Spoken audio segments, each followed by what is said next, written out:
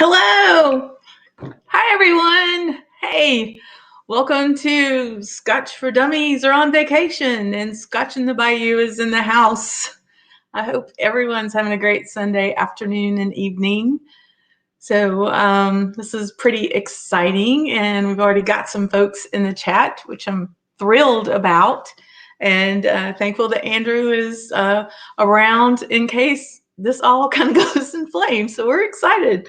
Um, but anyway, let's see who all we have. I saw Gerben was in from way over out of this zip code.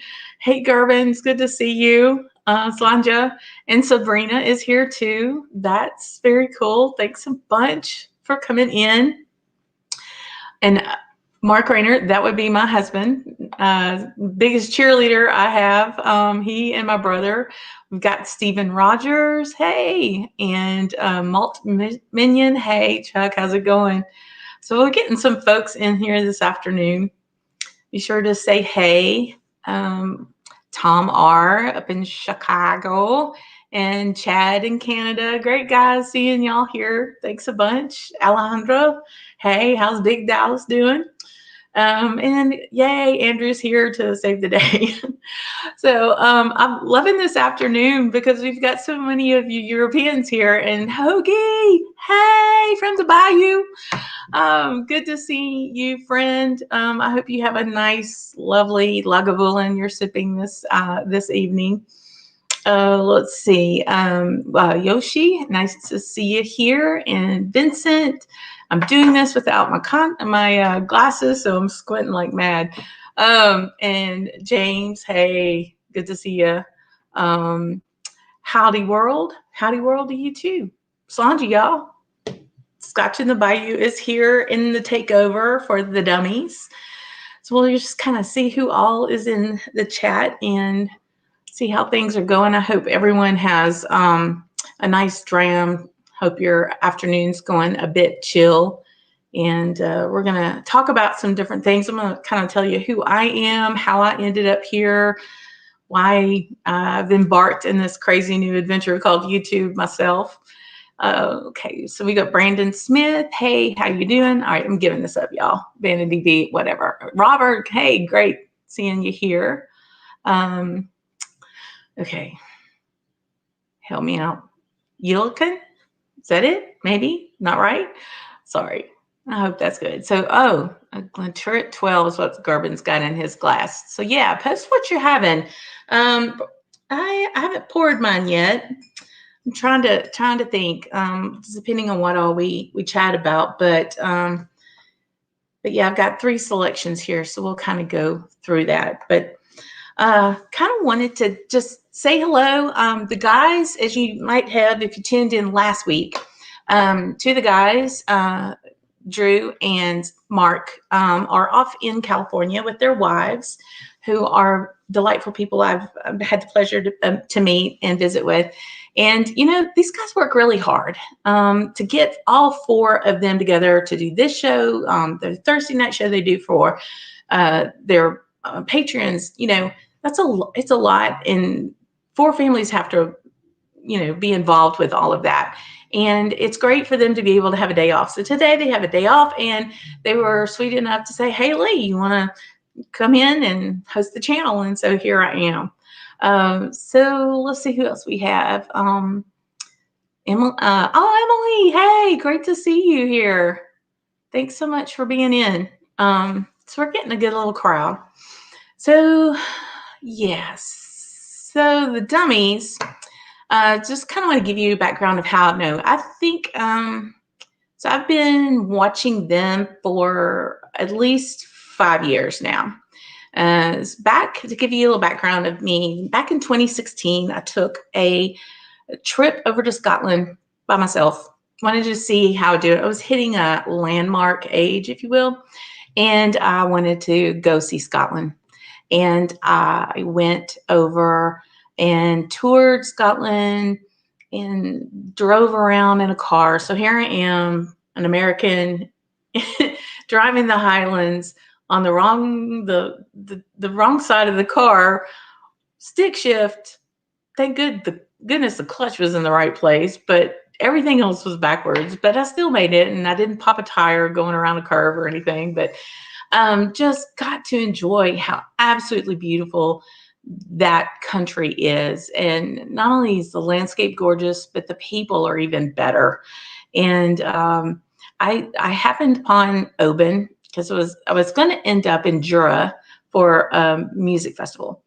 And I went to Oban, and there was an Oban distillery. And I am a technical writer by trade. That's my day job.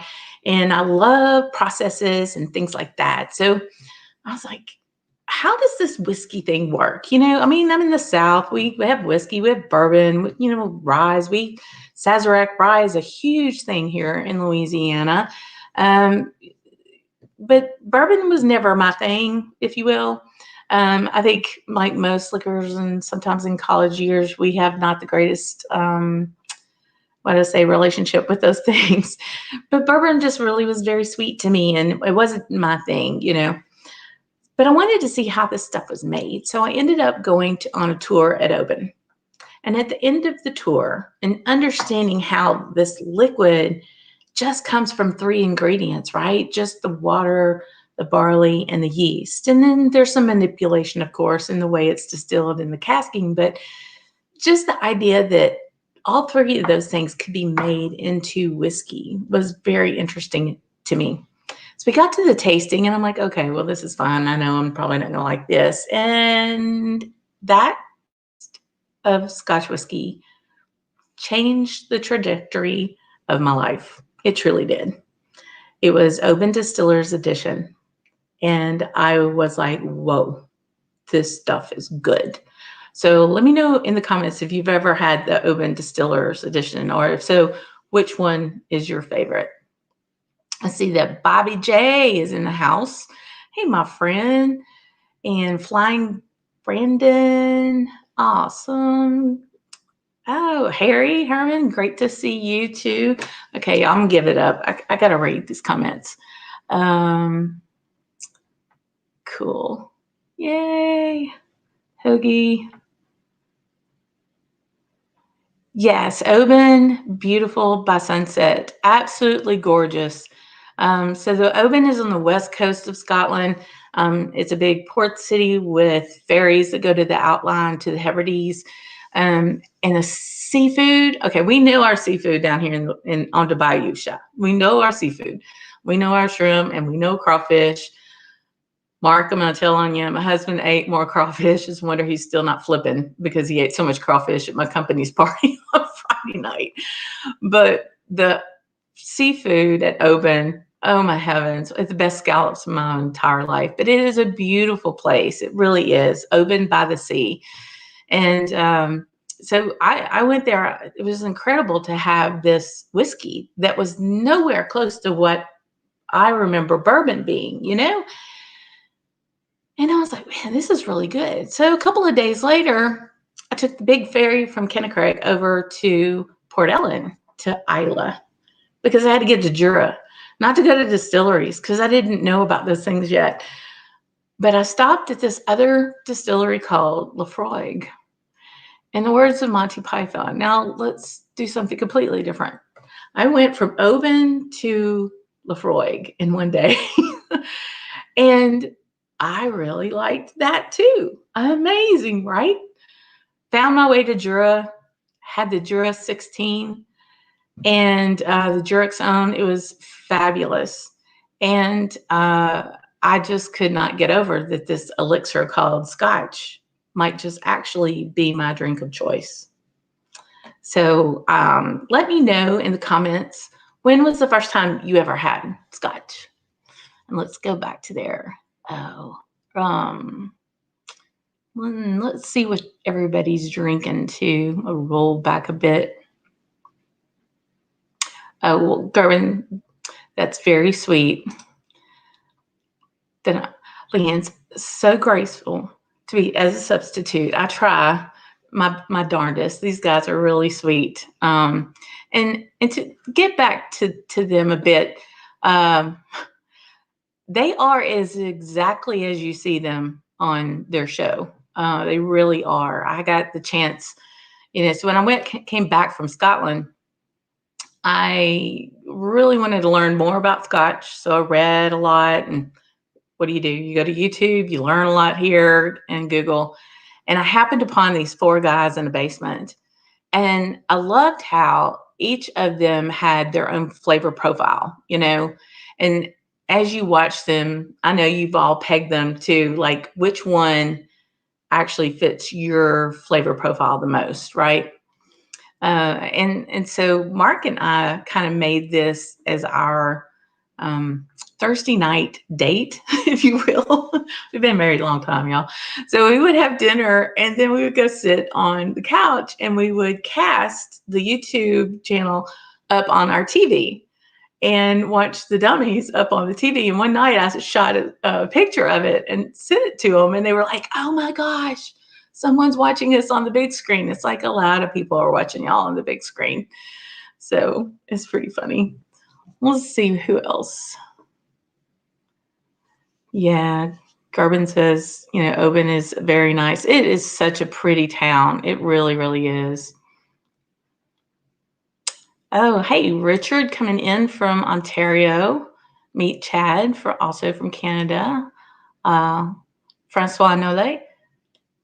See, we got some French down here. I can't speak it very well. Very, very nice to meet you. Boona 12. Boona 12. Isn't that just delightful? I love how they call it a gentle Isla dram. It truly is gentle, but it's got some real nice depth in that dram. Hoagie's going vintage on us, and he's drinking an early 1990s Chivas Regal 12. Wow. That's pretty tasty, I bet. Completely. I wonder how that is from today's version. Back in the 90s and again with blends, they were a really big deal. But that's very interesting how that would be now compared to now. Cool. Bobby's multitasking. Bobby, you always multitask. That guy has more energy. I wish. So he's having a party for 22 people. Awesome. Getting the grill going. Well, you're going to have to tell us what you're cooking. I mean, come on. Goodness. So Alejandro is asking, did I land in Glasgow or Edinburgh? So in the 2016 trip, I spent 4 days in Edinburgh. So I went from Louisiana, Newark, New York, and then into Edinburgh. I was there for 4 days and then got the car and then drove around and ended up back. The last time I went over was in 2019, and that was so then I was really getting serious about this Scotch stuff, and the collection started, and I don't drink as much as I think most of us to like really feel the effects of Scotch. I drink because of the geekiness and in the flavor profile. It's like being a foodie, you're just really diving into the processes and the taste of the dram and what they're trying to get accomplished, and figuring out the casking and figuring out the nose and what am I smelling and all of that kind of stuff is so very interesting to me. And so I started studying more and watching more and learning more. And there was an opportunity that really changed some things going on in my life. In 2019, that summer, there was a competition for a slot at the Isla Whiskey Academy. And the Isla Whiskey Academy is run by Rachel McNeil, and it is a on-premise, so it's a residential camp, if you will, for adults to learn everything from grain to bottle. I learned the process, not just the technical part of it, but really it's the affinity of it. It's the people that are involved in it. It's the kinship, as she says, of how that dram is made. And it was a competition. You had to write a narrative on why you wanted to attend and why It was good for what would be good for Scotland for you to win, and what would be good, and why would you want to even come? So my main entry of that was the fact that many times women particularly are relegated to the vodka and the schnapps aisle of the liquor store. And this is not to beat a drum or to go off on things, but there are some knuckleheads out there that, I've actually had a guy ask me if I was buying the scotch for my husband. And, as we say in the South, bless his heart, just come on, man. What year is it? And so, I'll let him have some. How about that? But yes, women do know about scotch. People, I think it needs to be more open for women to feel like they can learn about it and to drink it. And so that's kind of a platform, if you will. Yeah, again, it's not to just sit there and beat the drum that women we shall drink scotch. We can drink anything we want to, but we need to be at the table just like everybody else. And so that's a big part of it. So I wrote this thing, and all the entries were being judged. They were going to cut it down to 12. And then those 12 entries were then sent to the First Minister of Scotland, Nicola Sturgeon, who was a friend of Rachel's. And she chose the winner. And she chose me. So I won a competition out of 80 entrants to go to this fantastic experience called the Isla Whiskey Academy. And from there, we went every morning. We would go and do a particular field. We would do like classwork. And in the middle of the day, we would do some type of field work. And then we would go to a distillery in the afternoon. And we got to see some really cool things. We got to go to the spring, the Octomore Spring, where the water is used to in the process of making Brooklighty. That's just really, and especially in the Botanist Gin, they use that. Just incredible experiences that we had. So I definitely got real serious about Scotch at that point. So let's check and see who else. Yes, Hoagie. Hoagie says the good old Jurickson. I miss that bottle. I've saved those bottles after they got empty, and I actually have my peated Infinity bottle in an old Jurickson. So Alejandro's asking if I had Scotch before going to Scotland, and what made me choose Scotland as a milestone trip. So no, I don't really think I had Scotch. I don't know. I may have had some J&B or something, but I don't really recall it. And I certainly had never had single malt whiskey.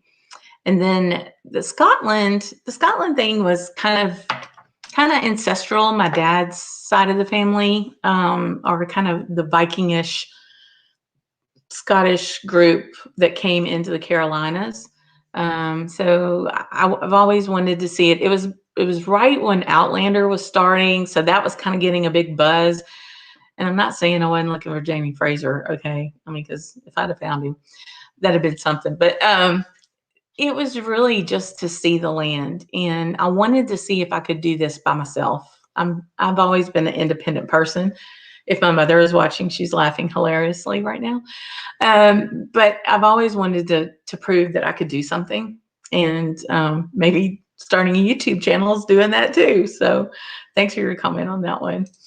And let's see who else we got here. Emily. So Emily says that she started Scotch when she was traveling to Scotland. My husband and I would bring a little dram spike on our hikes to Skye. Oh my gosh, girlfriend, is Skye not gorgeous or what? It's like a whole nother world.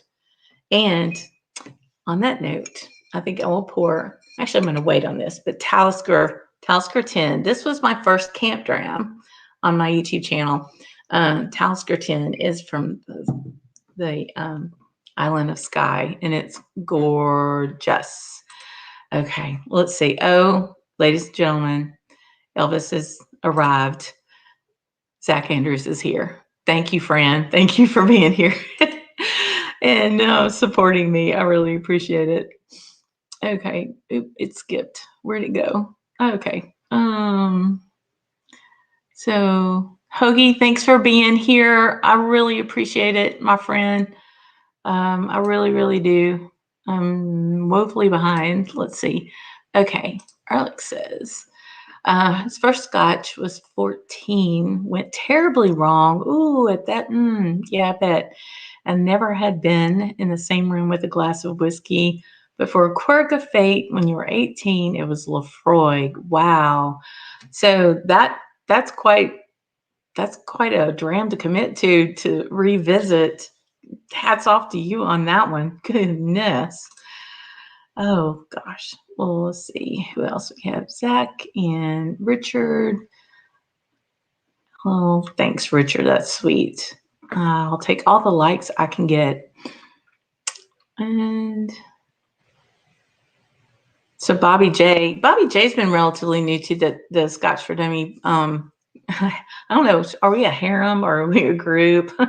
I know there's definitely a group of folks, and I'm very proud to be part of their Patreon group, and I do want to make a little plug for that because I want to recognize the work that they put into this. I've learned so much. They have saved me so much money than to buy certain things that I probably would have, but they've really helped me with that. And I think that's worth something. And I get a lot from what they put out on their content. So I'm very proud to be a Patreon, and I've gotten to know and be really good friends with others that are Patreons. And I'm very thankful for those relationships, and those friendships there.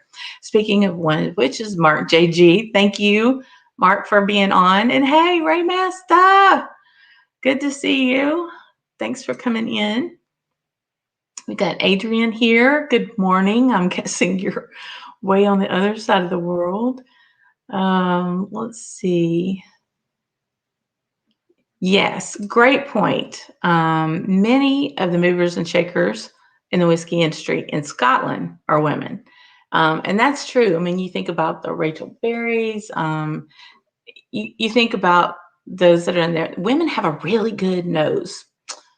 They're able to pick out certain things, I think, that are even more nuanced. I was able to take the blending class at Glengoyne the last trip over. And we went through a nosing exercise where there were just 20 jars there and a blank piece of paper. And Bill, my escort through this exercise, said, okay, tell me what you smell. It wasn't multiple choice. I couldn't go, now, is it eucalyptus or is it lavender? I had to just come up with it.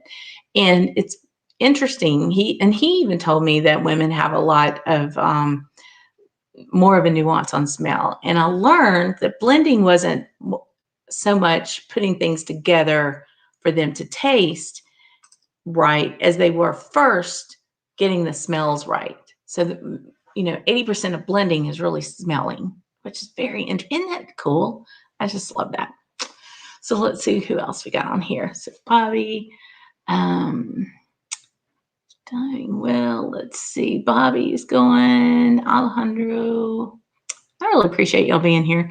So just to kind of give you an idea, as far as my channel, so as I befriended these guys, got to know other folks out there in the whiskey world, particularly, Drew and Mark. Actually, I love them. Sean and Andrew too. They've all been very supportive of what I've wanted to learn and that type of thing. And getting to know Roy Aquavite and chatting with him. I got to do a live show with him when I was over in Scotland last time. These people are very open and giving. They get excited. It's like sharing the whiskey, right? I mean, you're sharing that whiskey tastes really good once you're sharing it. And they've also shared the wealth. They've shared their time and their talents, and they've been very encouraging. And on more than a few occasions, they're like, Lee, you've got a voice. You need to use it. You've got a different, everybody's whiskey journey is their own, right?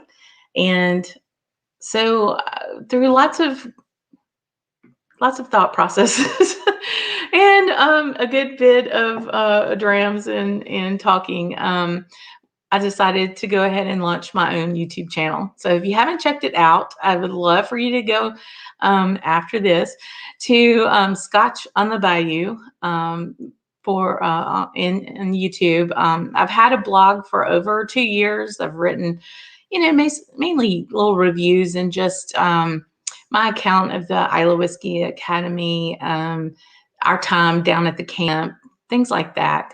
And there are a lot of whiskey channels. I mean, I understand that. There's scads of them. And I didn't know really I knew what I didn't really want to do, but I wanted to make sure that I had something I could add to all of this whiskey tube community that maybe hadn't been there. And yeah, I'm a woman and I can talk about women liking whiskey, but I got taste buds just like any other guy does.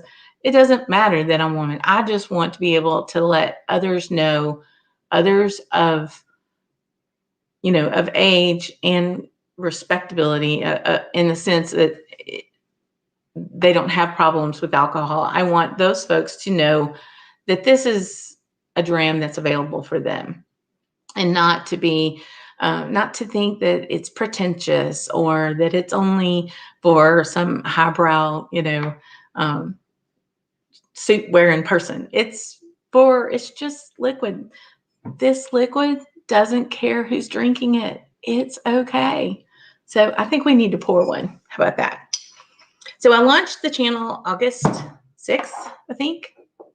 It's crazy. There are 5 whole videos out there, including our trailer. So the trailer that you see gives you a little insight as to what we're going to be doing for the year.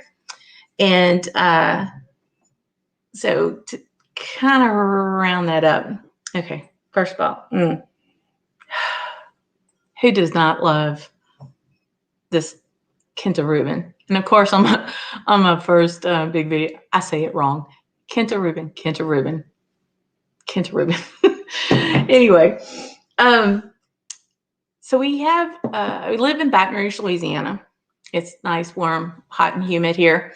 And we have a camp. So our camp is like a cabin down here in the swamp, about an hour away from our house is what our little cabin, a little leased land. And there's a really long pier that goes out to the lower Grand River. And between our house and the river is all this swampy area with cypress trees and Spanish moss hanging down. And it's wonderful. Yes, there are an enormous amount of mosquitoes, but there are lots of critters that eat those mosquitoes too. The little gecko lizards everywhere, tree frogs, you name it. It's crazy. You're very outnumbered down there by all the insects and birds and other types of things. But our camp, we have named Camp Sanguine. And I know some folks in the comments have asked me if it was called Camp Drams. And camp drams are just the drams that we have at camp. But Camp Sanguine means cheerfulness in the time of strife. And it's actually from the Avett Brothers song, Sanguine, because it's a place where we go and we chill and we relax. And that's what I think whiskey needs. It needs time. It needs time in the glass. It needs time to just enjoy, that dram. So that's why we based a lot of my videos there. So let's go back and see. I saw some new names pop up here. I saw Trooper Henry, a fellow Louisianian. Thank you very much. Let's see. What is he saying? Zach Andrews, you're a mess. I love you to death, buddy. And he's my Texas connection of getting bottles I can't get here. That's for sure. Adrienne, let's see. Yeah, lots of mail going through. Oh, hey, Loch Ness, how are you? Great to see you. Thanks for being here. I appreciate it. And let's see. We've got all kinds of good shit. And that's the good thing, too. I like, if you notice, all these folks know each other. We all know each other, right? We've been chatting on this box over to the side of these videos for years now. So we know what people like, what they enjoy. It's really good. So yeah, so back at the camp, we have camp drams. So I've done these short little videos where I try to get to the point pretty quickly on the actual dram. And at the end of each one of those, I want to give you an idea of what life in Louisiana is. You know, this is a really robust culture that we have down here. And our natural resources are unbelievable, from the vegetation. I'm looking out into my backyard right now, and my husband is in the back bedroom with our dogs, and I'm actually saying this online because there was a fox that ran in our backyard, honey, just a few minutes ago. So we're going to have to figure out how to let the dogs out or get the fox out the backyard first. That's just Louisiana. There's always something around. And I want to share that with people. Much like the people in Scotland share their culture and their resources with us. I'm very proud to call Louisiana home. Not to say I wouldn't mind living in Scotland for a little while, I'm just saying. But yeah, it's really something to be down here. And so I did the last video that we did, the last camp dram was for a knot 12. And we did this in the bee yard. And so we have bees down at the camp. They're actually not doing well, so they're going to actually requeen and do more. But we try to showcase part of what we're doing with the whiskey that we're talking about. So anyway, let's see who else is on. So I want to ask some questions of you all. So my first big video was beginning Scotch. We talked about, let's see, I started out with Glenmoe 10 and Old Pulteney 12. And then we talked about Glendronach 12 and Kintarubin 14. And then we talked about some peated ones. So I would like to know, please comment in the chat, in the comments, and tell me what you think is the best, 3 or 4 different Scotch selections for people just starting out. I'd like to know that part. Let's see. We've got, I think Glenmoe 10 is really good. It's got a nice base of, the vanillas and the honey. Just it's not overpowering on the ABV. It's just right. So Sabrina is saying the Aaron. So I had a lot of comments about the Aaron 10. Is that the one you're talking about, Sabrina? Because that one I have not had that, and I need to try that. And let's see. Oh, these are coming in fast. Good. So Alejandro, the Balvenie Doublewood. Yeah. So I know that's one that our bourbon club, trying to make a Scotch club, our bourbon group here in Baton Rouge, we suggest to quite a few of our folks there that are that are going from bourbon to Scotch. Let's see. There. Gerben. Okay. The Glenturk 12. So that's interesting. I'm going to guess, is that maybe a bourbon base? I haven't had that one, I don't think. Steve A. Yes. Hey, Steve. The Glenfiddick, Glenlivet classes are classics for a reason. You're absolutely right. They really are. There's a reason that they sell a lot, and that they're their core range. They're just very good. And I think there are times that if you get into this and you really get it, and you feel like you have to get those outlier bottles, those really exclusive or quite potent and higher ABV. But when really those baseline, those core expressions of the big names, they're successful for a reason, right? And they're very much worth a try for sure. Okay. So, hey, Michael, thanks for being on. Johnny Walker Red was your beginner, and then to black, and the journey began. No kidding, slippery slope there, right? Just getting in there. We had a company event for the company I work for this weekend, and Johnny Walker Black was my drink of choice there. I gotcha for sure. Okay, and another Aaron 10 from Alejandro.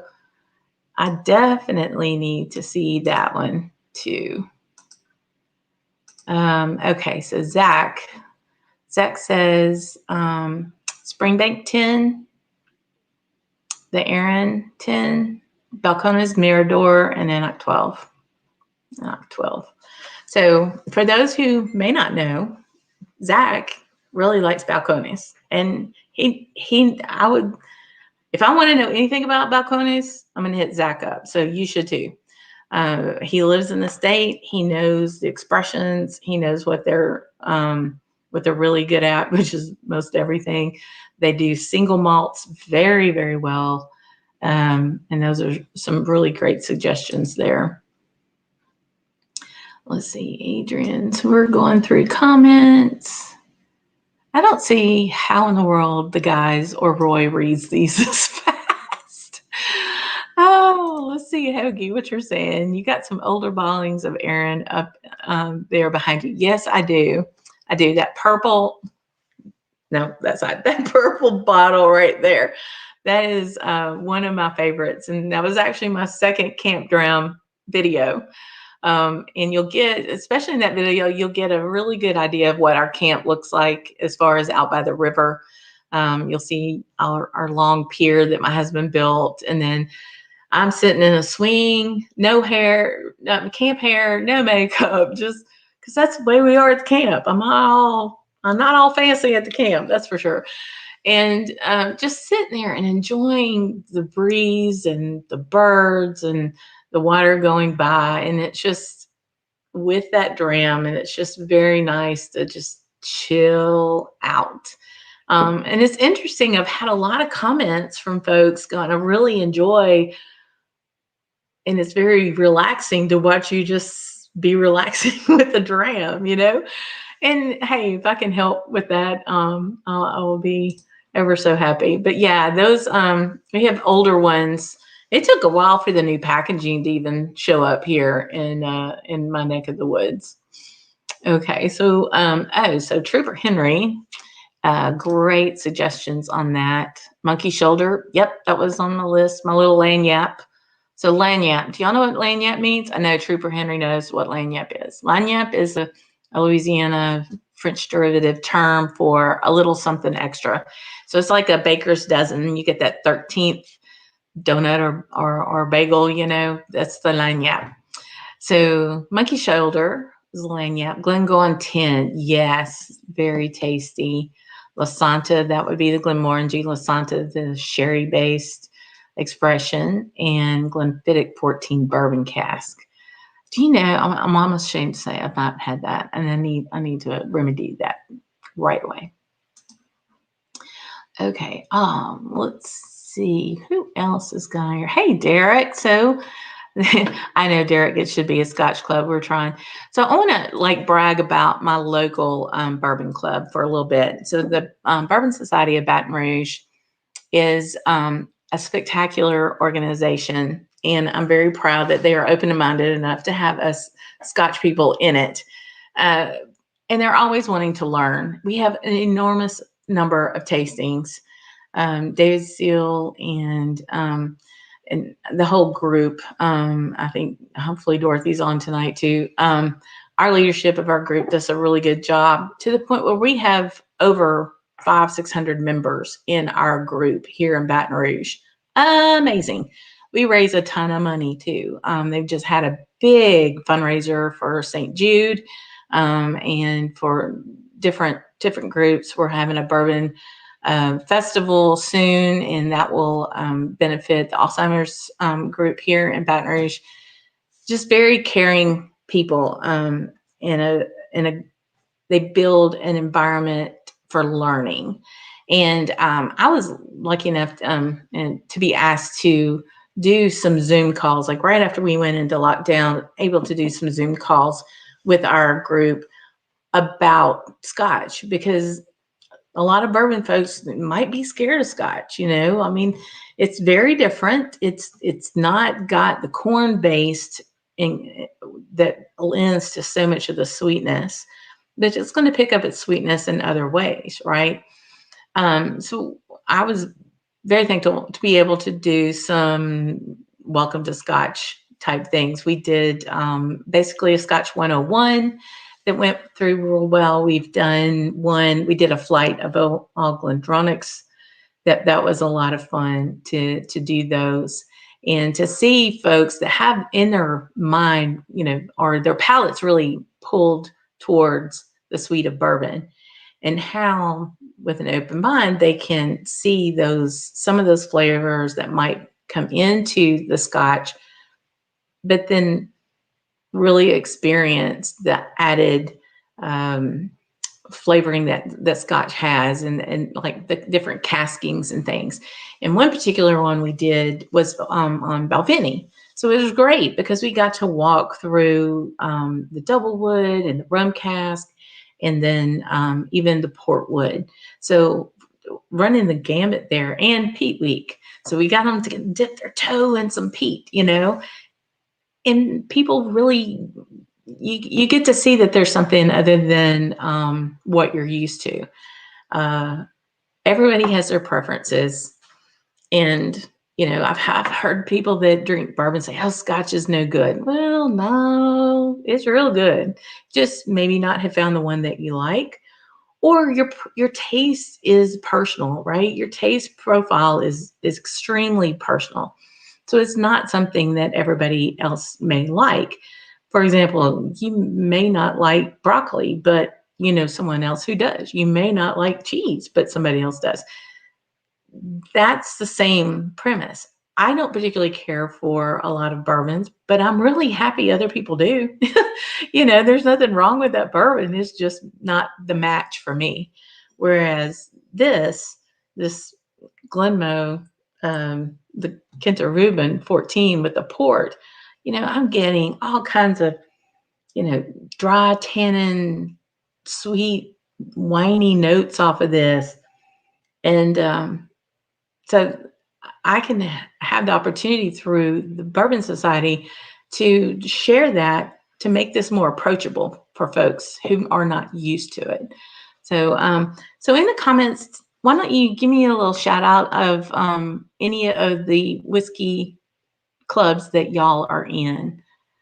I'd love to see what y'all are doing. I'm going to read through here. Okay, Bobby J says that the Glenlivet was his first real start, and your son loves it as well. Well, that's what we call a family tradition down here. Oh, let's see. Okay, so Alejandro is asking, what is my favorite distillery? Oh man, that's almost like asking me which was my favorite dog. That's kind of tough. I think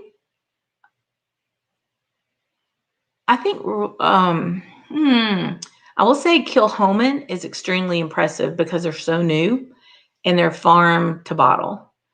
that whole thing. And speaking of Kilhoman, we're doing a Kilhoman tasting with my bourbon club in the middle of May. So that I'm really excited about that. But Ardbeg, as far as grounds and that one's really pretty cool. Bruichladdich to me is like this old Victorian wind-up toy that's making progressive liquid. It's amazing. That place is so old. It's almost like it should be a hamster over in the corner making the wheels turn to get the grist up into, out of the grist mill, out of the mill, the malt out of the grist mill, and into its way to make Scotch. It's just an amazing place. And I haven't been to too many on the mainland. So that was supposed to be last year when we were all going to go to Scotland with the dummies, right? We were going to hit quite a few distilleries back then, but we didn't get to do that. So I'll come back to you eventually, Alejandro, because I'm sure I'll have another new favorite. And let me know what yours are in the comments. Let's see. Okay. And Mark JG's there. Let's see.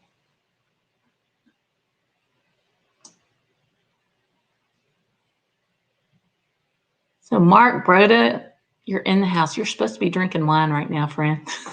But thank you for being here. Let's see.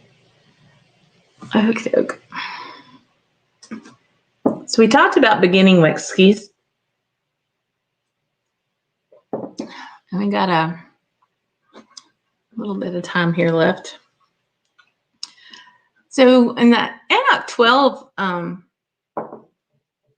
I talked about it being a complex whiskey.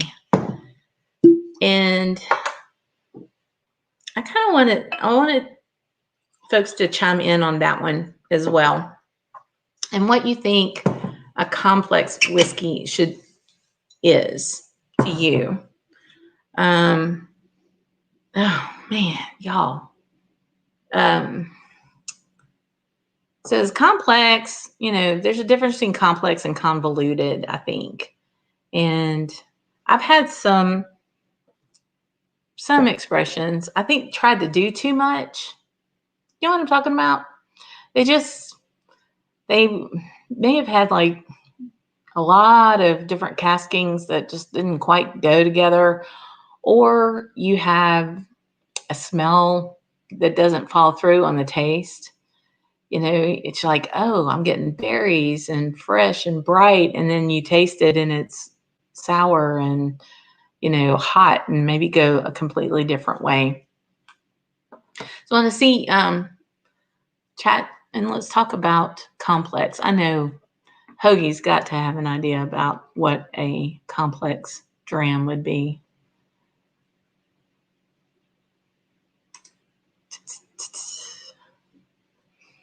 But on the Enoch 12, it's so very different. I mean, it's got a slight cherry influence, but it's so very different than anything else. That malt almost smells like gluish. Does that make any sense? But the honey, I just still can't. That's why we did the video for this review in the B Yard. It's just waxy and honey. And just so oily. I don't know. I'm sure you can't really get a lot off of that off my little computer camera, but very tasty. Let's see. Let's look at some more comments. So complex whiskeys. Alejandro is asking me if I've tried the 18 and is it similar to the 12. The 18 is far more sherry based and it's really tasty. It's very different. If I could reach it, I would grab it right now to show you the difference. color, taste, everything is very much more dense in flavor, and yeah, just very different. But kind of the same, base to it, though. Alejandro is, it's just got a sherry layer on top of it. And as far as it, he's also asking if how the Enoch 12 is to the Klein Leash, and I think they're somewhat similar, but even more waxy on the Klein Leash, I think, is there. It's good. So let's see what Hoagie's saying about a complex whiskey keeps evolving and changing in the glass. Every time you return to it, you find some new notes and aromas. I love that. And I could see that. I definitely could see that. You know, layered, I think, is the term I like to use. It's just where you kind of start working your way through the different levels of it.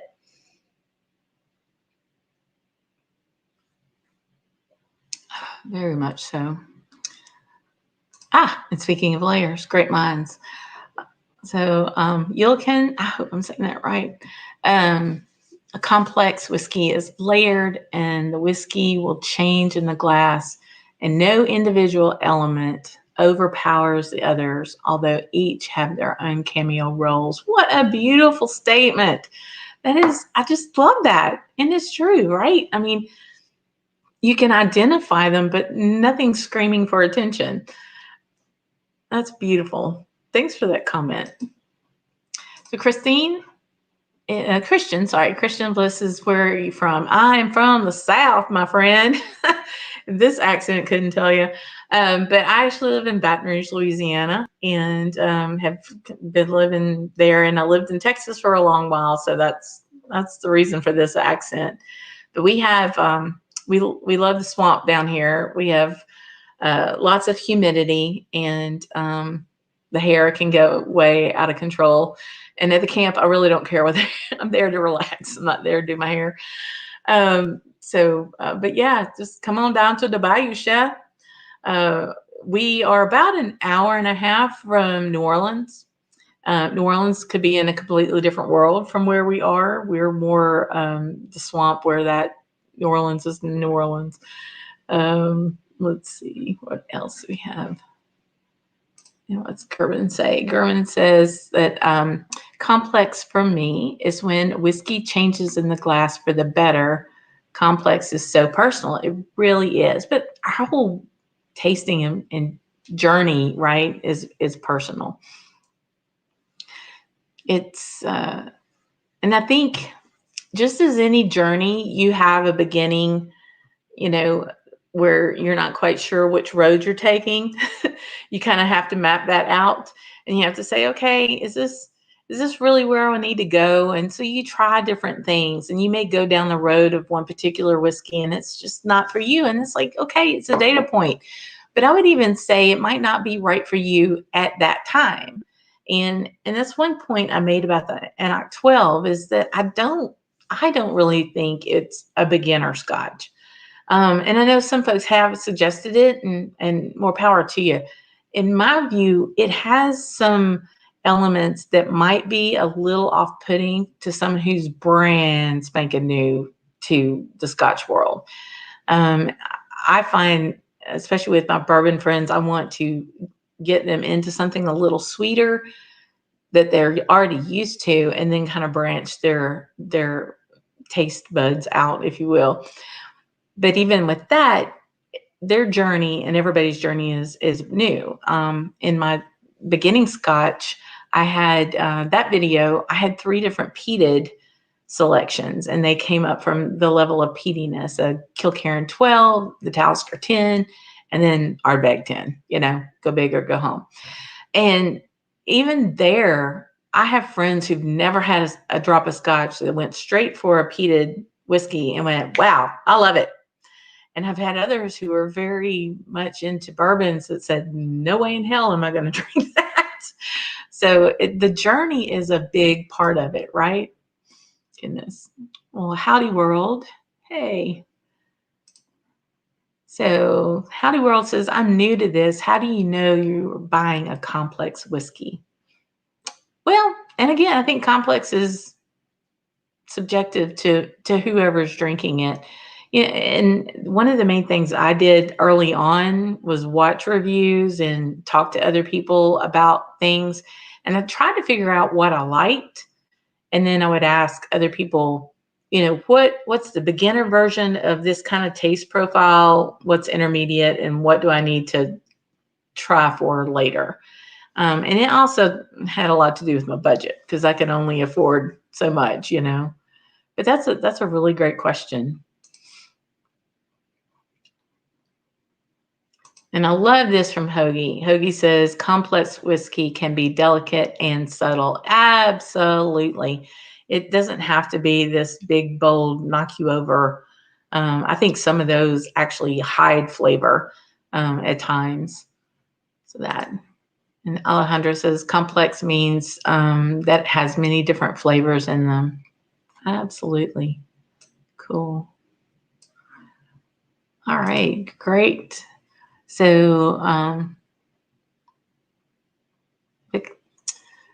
Howdy World, the taste is different for each person. Absolutely. Complex whiskey to me may not be complex for you.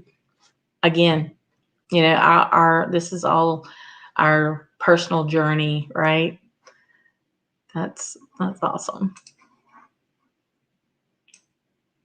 Raphael, thank you for being on. Very cool. Jesse, thanks for being on. I like to say that Glenfiddich 12 is a nice starting point. Very fruity and not too complicated. It is. That is a really good start, right? It's a good base, and I don't mean basic. I mean base is in a solid base of what Scotch is, and that's a great one to start out with. Very cool. So we're pretty excited about what's coming up. We've just got a few minutes here, but for the channel, we're going to be doing some little projects, a little DIY on a couple of things. Primarily, we're going to talk about how to repurpose whiskey tubes coming up. I've got some more camp drams. We have an issue at the camp right now, though. The camp, we've had a lot of water in Louisiana, a lot of rain.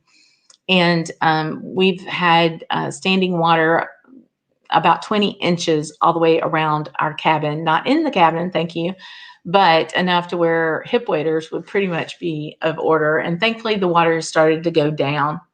So in the next couple of weeks, we'll be doing some more camp drams from the camp, hopefully, instead of just my backyard. But it is a mess, a muddy, muddy mess, but it's still our favorite place to be. So we'll be working on that. We've got some exciting stuff coming up. And if you have suggestions about things you'd like to know about, well, Scotch, yeah, but if there are things in Louisiana that you've always wanted to know more about, eventually we're going to go all around the state, and we'll when the world gets to where we can all join in festivals, and we have a lot of festivals down here. We have a lot of fun in Louisiana. We're going to be showcasing some of that for sure. So we'll see what else we've got here. Okay, so Trooper Henry would love some Aaron cast strength sherry bodega right now. Yeah, buddy. And I need to find you because I have a bottle for you. But it's interesting because we are, I think every market has their limitations on some bottles, right? And this whiskey community is so very good about trying to help secure and locate certain bottles that we are all trying to find. And Hoagie says, another interesting category is demanding or even exhausting malts. That's a property apart from the overall quality, the opposite of easy sippers, so to speak. Yeah, there's some right? That